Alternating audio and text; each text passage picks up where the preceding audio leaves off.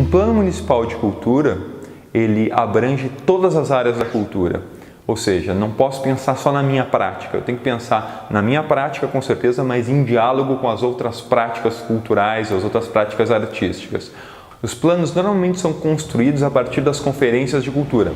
A partir daí eles se tornam leis e a partir daí eles começam a ser colocados em prática. Normalmente os planos têm vigência de 10 anos, podendo ser revisitado a cada conferência de cultura.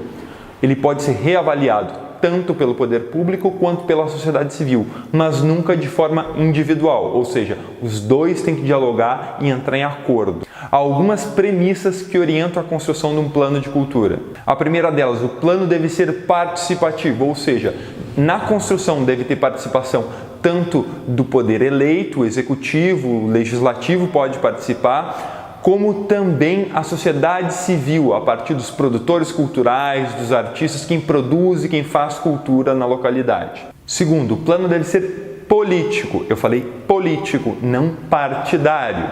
O que quer dizer? Quer dizer que as diferentes classes, as diferentes opiniões devem convergir para o debate, para a construção desse plano. O plano deve ser técnico, ou seja, deve se basear em práticas e procedimentos que deem suporte às ações aprovadas. Não adianta só a gente vir com devaneios e com aspirações filosóficas, não. A gente tem que ter pautas técnicas que orientem, que qualifiquem e que empreguem de forma prática as ações dos nossos. O plano deve fazer parte do planejamento da política pública.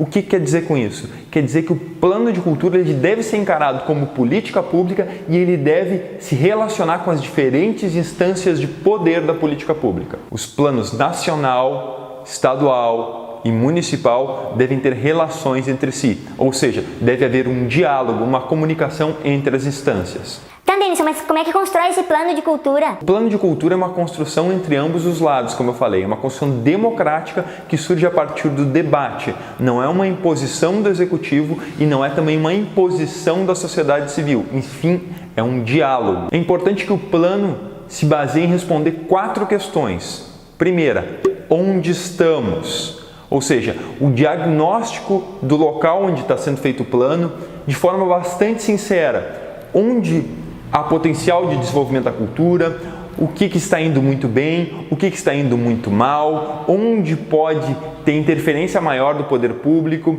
onde os artistas têm uma produção independente, autossuficiente. É isso que é importante, um olhar franco e sincero sobre o que já está sendo desenvolvido da cultura. De volta à fase de planejamento! Segundo, onde queremos chegar? Ou seja, quais são os nossos anseios? O que a gente pretende a partir do Plano Municipal de Cultura? Quais políticas públicas vão motivar, vão potencializar o anseio, os sonhos da comunidade artística, as práticas da comunidade artística, as necessidades da comunidade artística e cultural? De volta ao planejamento! 3. Como fazer e quando chegaremos lá? Aí já é uma pergunta bastante pragmática. A gente filosofou um pouco no início para saber onde a gente chegaria. Agora, como fazer? Quais são as práticas? Aí vem o suporte técnico e principalmente datas. Quando o poder público e a sociedade civil pretendem alcançar esses objetivos?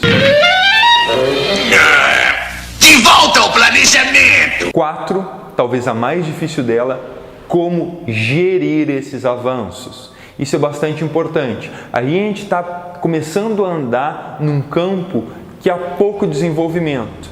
Ah, mas já tem desenvolvimento, já tem gente que sabe gerir esses avanços da cultura, já tem gente que sabe gerir esses outros avanços. Sim, mas a cultura não é uma fórmula matemática em que tudo se emprega a partir dos mesmos conceitos. A cultura é dinâmica, as produções culturais são diferentes. E isso que é rico. Por isso é importante a gente pensar nessa pergunta, como gerir esses avanços, é uma constante depois que a gente atinge objetivos com relação às políticas públicas da cultura. Deve ser uma constante, tanto da comunidade artística a pensar, quanto do poder público. Depois do plano de cultura feito, ele se torna lei. ou seja, ele garante a continuidade independente do governo, vira política de Estado. É importante que os planos de cultura, principalmente os planos municipais, que têm mais dificuldade para serem feitos, principalmente em cidades pequenas, em que a produção cultural às vezes parece mais tímida, não é, mas parece mais tímida, é importante que quando se constituam os planos municipais de cultura, não sejam a partir de leis para inglês ver, ou seja, a lei existe, o plano existe, mas fica engavetado, ele não pauta a agenda do executivo, não pauta a agenda do poder público e os artistas não reclamam a respeito disso. Não, no momento que se instaurou a lei, é direito da sociedade civil e é dever do poder público cumprir. Uma referência interessante de leitura é esse livrinho, que inclusive eu me baseei para fazer o vídeo de hoje, né? Foi o meu norteador, que é Como Fazer um Plano de Cultura. É do Ministério da Cultura, é um livrinho bastante antigo, acho que ele é de 2004, sei lá, 2005, teve outras edições, mas apesar disso ele está bastante atual. Eu acho que tem versão em PDF online. E também é importante acessar o site do Ministério da Cultura e dar uma olhada no Plano Nacional de Cultura. Ali tem metas que reverberam tanto nos estados quanto nos municípios. Gostou do vídeo? Não se esquece de curtir e compartilhar. E até semana que vem com Biotônico Cultural.